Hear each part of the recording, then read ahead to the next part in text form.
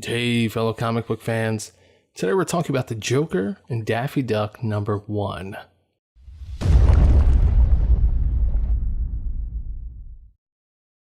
All right, so fifth week of the month.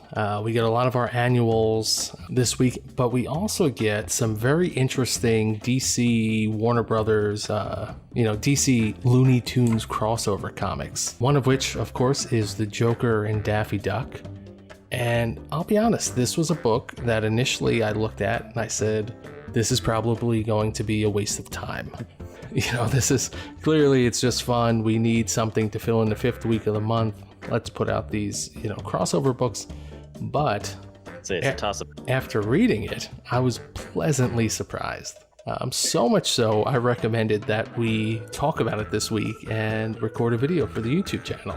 So here we are. First and foremost, the book looks great. I think it's fantastic. Clearly, here we have the Looney Tunes characters, our Daffy Duck, who was brought into the DC world. So we have a DC stylized Daffy Duck, who I think if he was just a little bit more raunchy, just a little bit more mature, would be the perfect competitor for Marvel's Howard the Duck. I absolutely love Would you say you're a Daffy Duck fan in general? No, I mean, when it comes down to Daffy Duck, I like Looney Tunes, but I would definitely go more Bugs Bunny versus Daffy Duck. Oh, I hate Bugs Bunny. How do you hate Bugs Bunny? Because he's a jerk. Dude, you're like he always wins. I want him to lose. Yeah, but come on. And then he's not a good winner, I tell you. He's not, but when you say things like that, you sound like a communist. So, you're supposed to eat apple pie, watch baseball, and root for Bugs Bunny. That's how it works here. America. Bugs Bunny can eat it. But Daffy Duck is definitely the more interesting character, definitely more flawed. And I think those flaws come out here in this weird, strange comic book. This story where Daffy Duck is over his head, but somehow he works very well with the Joker up until a point. And frankly, I don't know if, this relationship really needed to end. I think Daffy Duck makes a great sidekick for the Joker. Yeah, I think so. Right? And it's surprising, but, the longer you think about it, it's like, yeah, that works. Yeah, it does. You got all the Acme tech in here, and it's just great. And like I said, what I found most interesting was how good the book looked. This was clearly a DC comic. It was very well written, and surprisingly, I want more of it. So I would definitely like to see more Joker and Daffy Duck comics, maybe, but definitely more adult-oriented Daffy Duck comics. I can't, if it winds up being a thing. When you put it that way. It's odd, but I'll tell you this. I will definitely read, if it comes out, a Daffy Duck #1. Simple as that, especially if he's in Gotham. He is an interesting character. Right? At the least. No doubt. All right, well, for starters, for me, I think what made this was the artwork. I kind of went into it a little hesitant because I could see it being more cartoony than more of a comic book. But DC did fantastic with this. There's not even a question in my mind afterwards that it is truly, a fantastic comic book. To top it all off, you're absolutely right.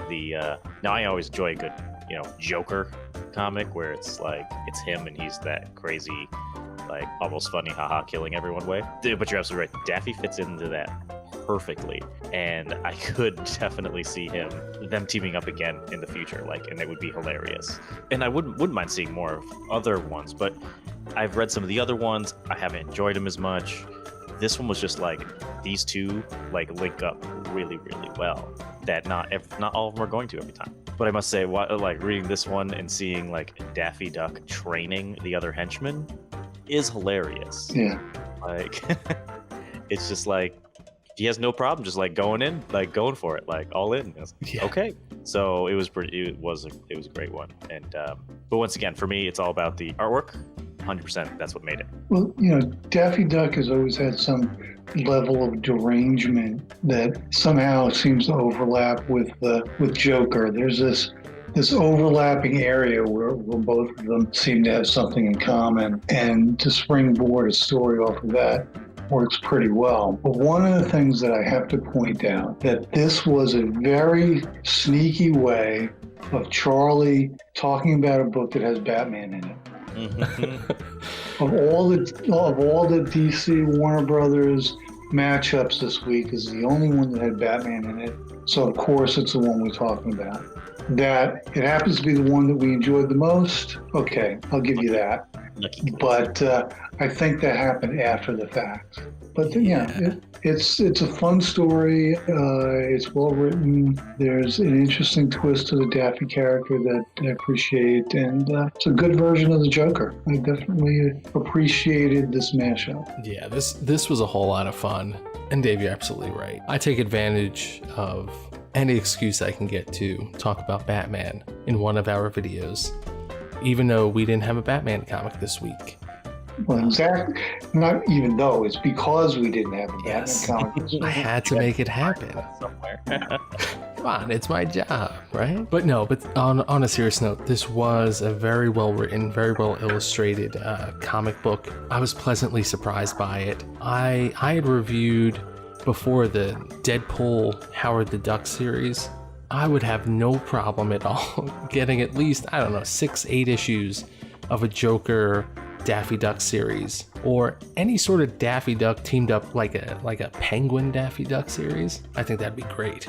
I'd be happy to read it. I would love to read more of this Daffy Duck. No other Daffy Duck. Yeah. This, DC comicized Daffy Duck. That's what I want. Hopefully it happens. It probably won't. But if it does, I'll be there to talk about issue number 1. And with that, I think that's everything we have to say about Joker and Daffy Duck number 1. If you happen to pick up the comic, I would love to hear what you think about it. Let me know in the comments. Be sure to like the video, subscribe to the channel, and as always, check out thebrazenbull.com for more great comic book content. Until next time. Adios. Bye.